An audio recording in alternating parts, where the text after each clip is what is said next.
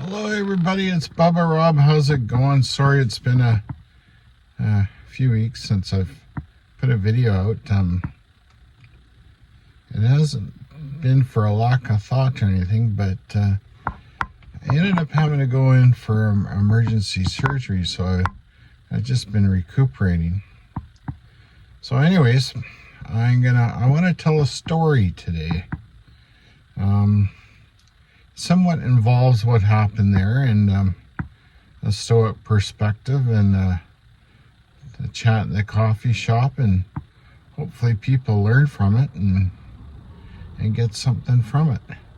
But anyways, if you like what I say, please hit the like, share, subscribe, leave a comment, usual stuff. I got to get back on this stuff. I've really been lackluster for a long time, but life gets in the way of things sometimes. Anyways, how I'm going to start this story. When I got out of the hospital, I was at home for a couple days, and it was kind of driving me nuts. And my son took me down to my favorite local Starbucks, which is just down the hill from where we live. Very convenient. So we go in there, and I'm sitting down, and it's fairly busy. And there's a couple ladies sitting beside me, and they're about, late 40s, they said, and I'm 58. So they're about 10 years younger than me, but I don't know. I think we kind of looked around the same age because my fat hides my wrinkles. Anyway, so I'm sitting there with my son, minding my own business, and they were nattering away, and God, it sounded like it was like a flipping episode of The View from TV going on, where they were complaining about, the one was complaining about the other one's boyfriend and how it was wrong that she's been dating with somebody for 3 years that won't let her have access to Instagram and all this stuff. And I wasn't feeling very good, and I'm listening to this, and we start talking. And I said, you guys sound like you need a man's opinion on this stuff. They said, sure. I said, well, I said, I said, it's really none of my business, but, if you're dating somebody and they don't want you to have access as their Facebook or Instagram, and I'm going to be kind of stoked about this whole story, and it'll lead into the hospital. Don't worry. Just listen to what I'm saying. It's a good story. So anyways, I said, and the one was egging the other on, and they're saying, don't you think it's not fair and it's not right and this, and they're going to me. I said, no, I said, as a matter of fact, I think it's absolutely correct what the fella did. I said to you, well, you're dating him. She said, why? I said, well, he sounds very mature that he's setting up his boundaries. And,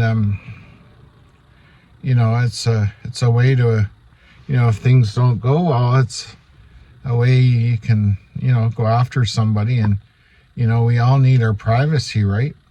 I'm a firm believer, if you're in a relationship with somebody, what I ask them, or I tell them, I say, the only thing I need to know is what you wish to tell me. So the truth always comes out in the end, and if you don't have any trust in that person, then you shouldn't be dating them in the first bloody place, right? Just fuck it. Just don't go there. Have some strength. So anyways, the one was chirping away, and I said, listen, I'm going to tell you a story. And I said, what's the story? I said, I was dating a lady. We had one date. And very next day, or when I got home, all of a sudden there's all these Facebook posts, and I hadn't had a friendship with her on Facebook where I was tagged in it with all these pictures with her while we had dinner, and it was only I guess a few, 3 or 4 pictures, and there is this big write-up, and all of a sudden getting all these comments from people, and it kind of pissed me off. So I said to her, phoned her up, I said, you need to take that down. She said, why? I said, well, you don't have my permission. So we've had one date. I said, my kids are friends with me on Facebook, and even though they're young adults, I said, I don't put too much of my private life on there. It's not right.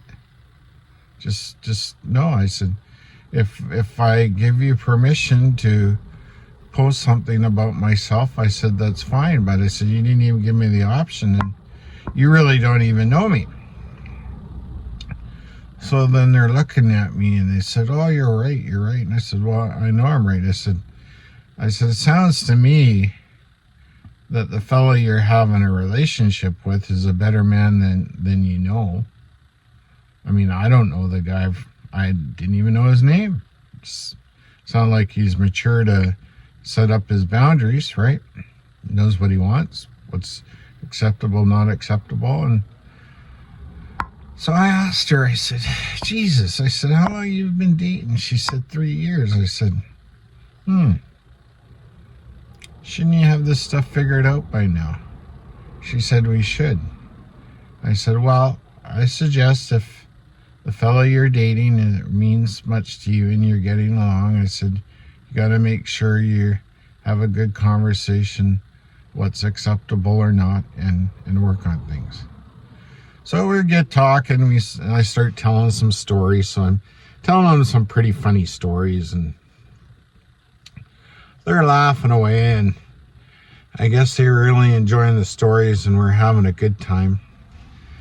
But the thing I didn't enjoy about the conversation was the one lady that was sitting beside me started asking me a bunch of questions like, well, is it all right if you go on a date with somebody and you just want to have your funsies? Is that okay, and just not phone them the next day?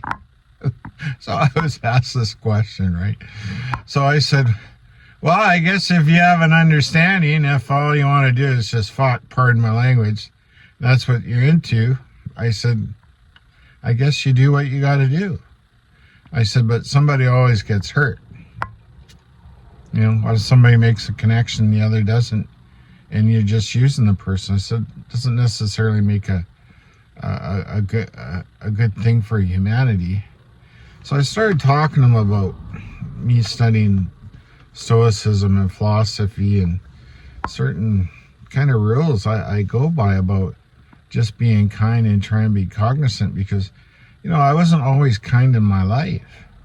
So I have to take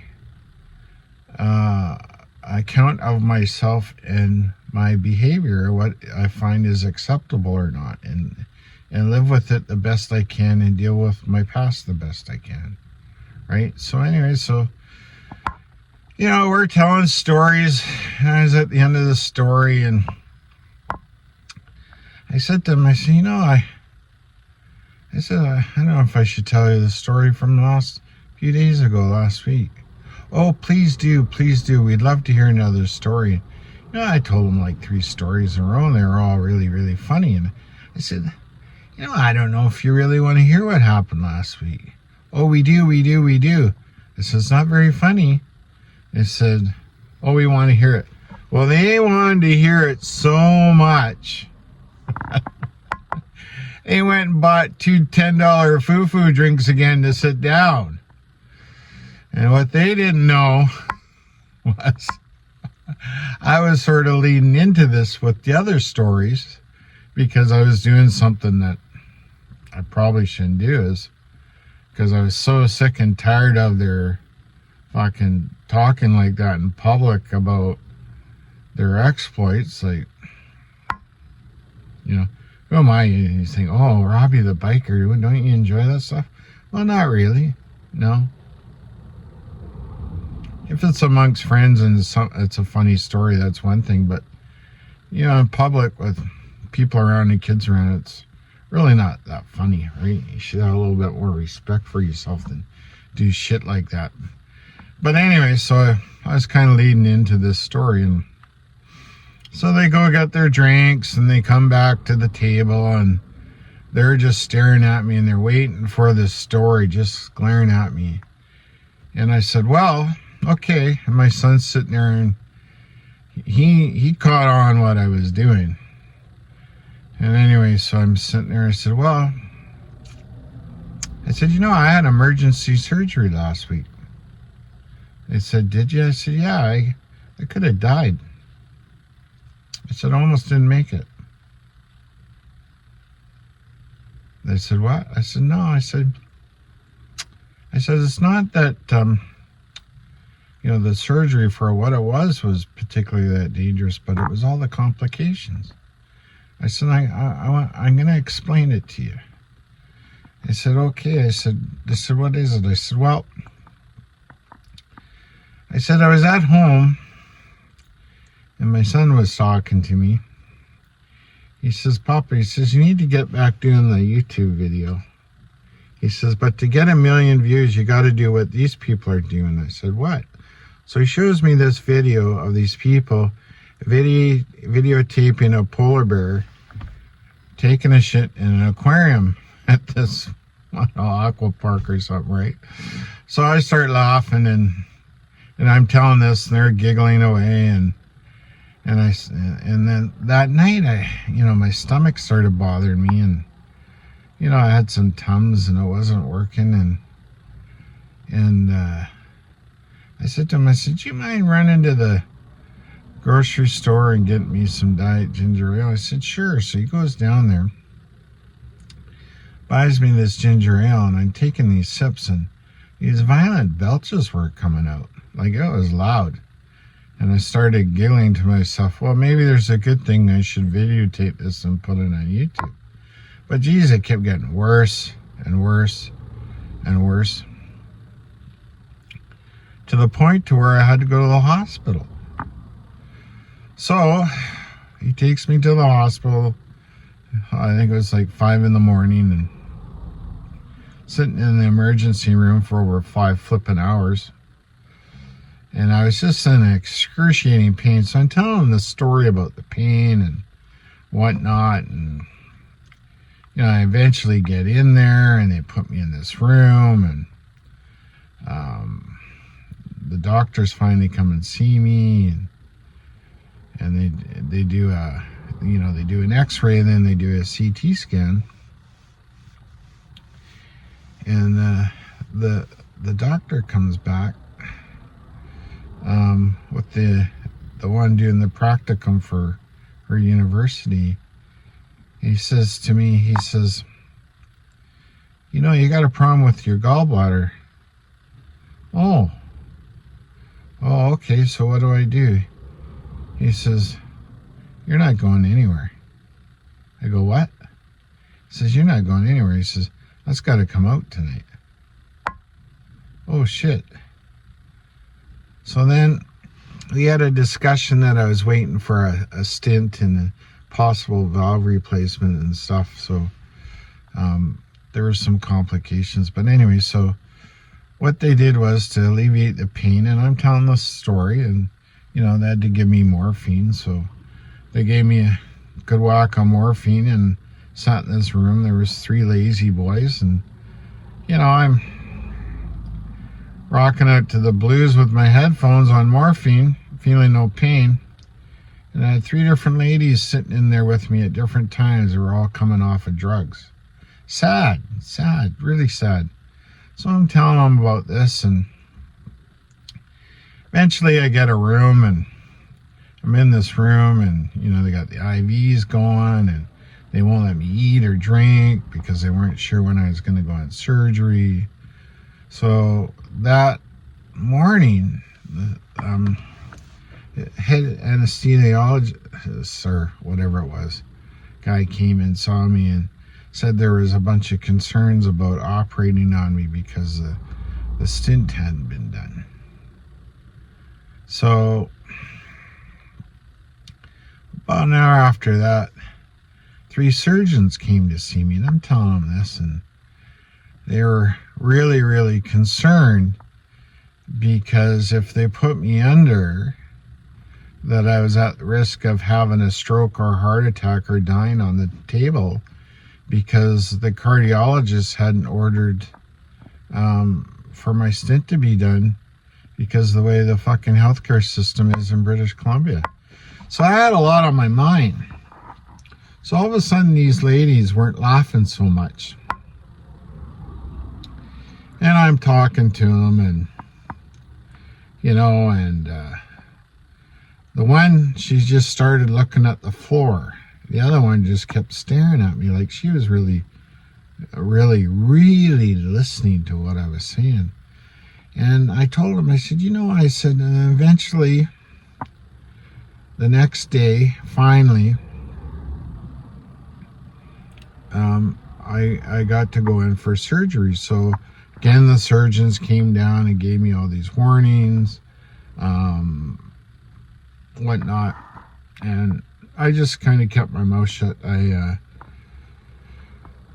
spoke to my friend Channing about it, and my son. I said nothing to my parents. I contacted, very few people, only people that I cared about, and I shouldn't say only people I cared about, but I didn't, do the Facebook thing and fucking plaster it out there. I look for sympathy because sympathy's right between shit and syphilis and Webster. So I continued with my story, and I said, finally, I had to go up to the OR, and they came down and got me, and I go in there, and I said the head, the lady who's doing the anesthetics, come to see me, and she starts telling me about these concerns about my airways, my heart, and all this stuff, and these very real dangers. And of course, then I had to sign the fucking release form, and I said, well, do I really have an option? Do I have to have this done? And I said, no, you have to have it done, or you might die from, being septic or whatever, right? So I was laying on the bed, and I was really stressing out, and I'm telling them about how much anxiety I was under, and I started thinking about what I've been studying as far as the Stoic perspective goes, and about living each day the best you can because tomorrow may never come. So as she was talking to me, I was zoning out, and I have this sign at home. If you go back to some of my videos, you'll see it. There's a picture of John Wayne. It says, the definition of courage is being scared to death and saddling up anyways. So I'm telling her about, I said, I got this sign at home. And I said, just do it. She said, are you good with it? I said, listen. I said, just fucking get it over with. If I go to the other side, I'll deal with it when I get there. I said, I've had a good life. Don't worry about it. Just fucking get it done. So I go in, and they take me into the OR, and they transfer the tables. And it said, due to me and my size and all this stuff, they wanted to scope my throat before the actual operation. And I said, are you going to put me under for that? They said, no. They had this big fucking hook of an airway in this scope, and they were just going to shove it down. So they gave me this mouthwash to gurgle. So I gurgle it and spit out. They said, no, you got to do it more than that. And I'm fucking working it. As I'm doing that, I didn't realize it. They're strapping me to the gurney. I spit it out. They said, okay, here we go. And they shoved that fucking airway down me and that scope. And I'm choking. They keep shoving it down. And I'm calling for my mommy, I tell you. I did not enjoy it. So I'm telling the story, and they're looking at me, and I said, then I said, next thing you know, I'm out. As soon as they start pulling that scope out, they gave me the fucking IV, and I was out. And then next thing I do, I remember waking up, feeling all hungover, like, I hear this voice in the background. Hey, mister, I know that guy. And it was my neighbor Mel.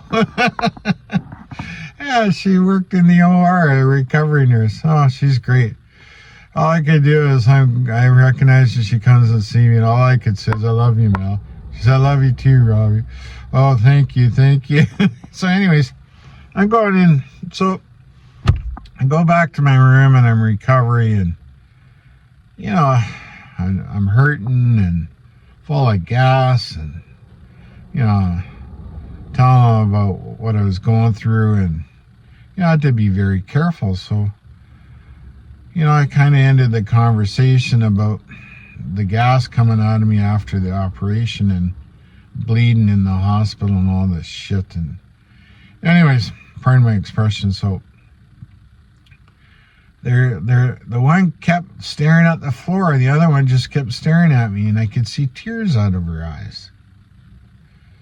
And I said, I'm sorry, but I warned you that the story wasn't very funny.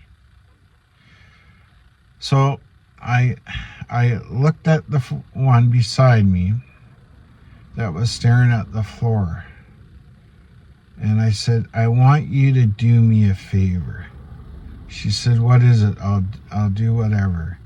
I said, I want you, the next time you come in here, to open the door for somebody, smile, appreciate getting up that day, just being thankful. Because I said, if you smile and you're genuine and you show an act of kindness, you don't know how that's going to help somebody else.